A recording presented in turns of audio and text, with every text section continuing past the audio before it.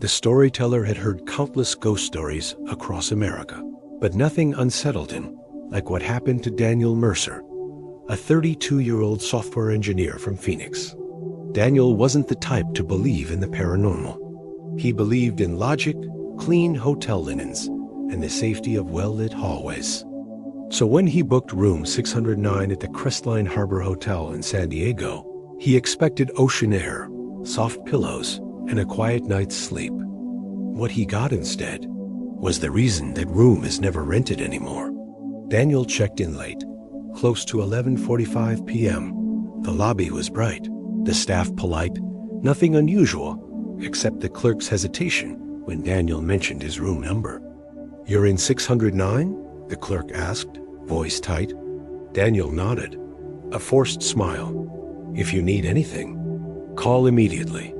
The hallway on the 6th floor smelled faintly of stale perfume and something older, something metallic. Daniel ignored it, too tired to be curious. But the moment he opened the door to room 609, he felt it, a shift in the air, like someone had been standing directly behind the door only moments before. The lights flickered once. The television flashed on by itself, showing only static, and the mirror across the room fogged up, as if someone had exhaled onto it. Daniel wasn't superstitious, so he brushed it all off. "Old wiring," he muttered. But when he walked into the bathroom, he froze.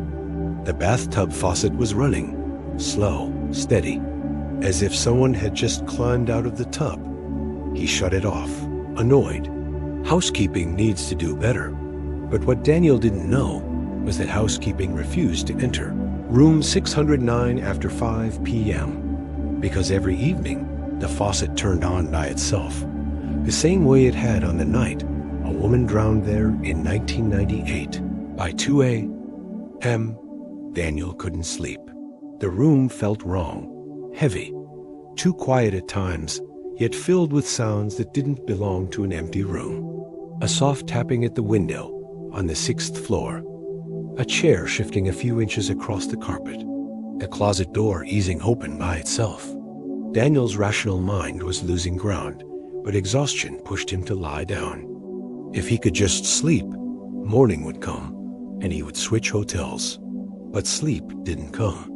Instead, Daniel's growing desperation to understand, to calm his mind, to prove he wasn't imagining things, led him to make a mistake.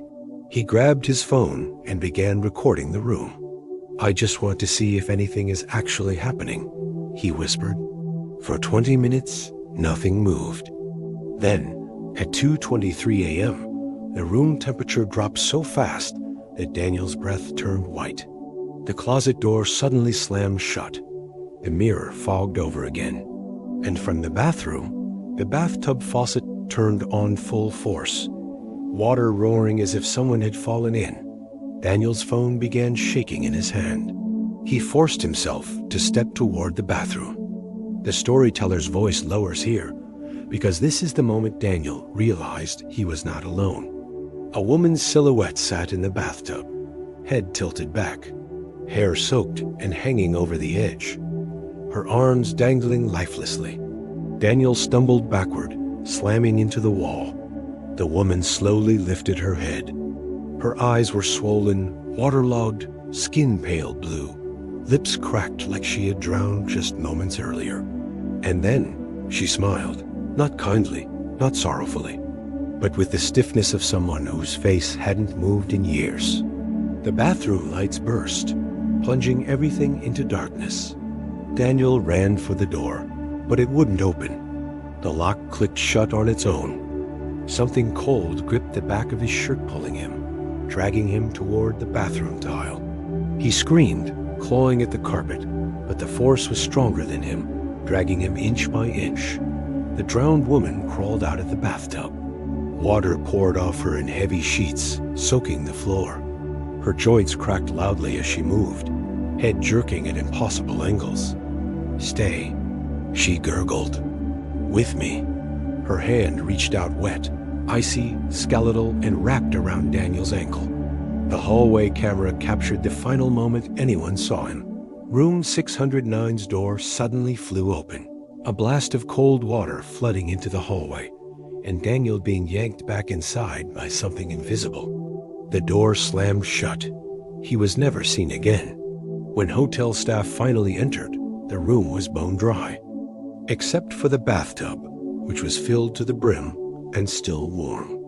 A single word was written on the fogged mirror: Mercer. If you want to listen more real horror stories like this, please like, share, and subscribe.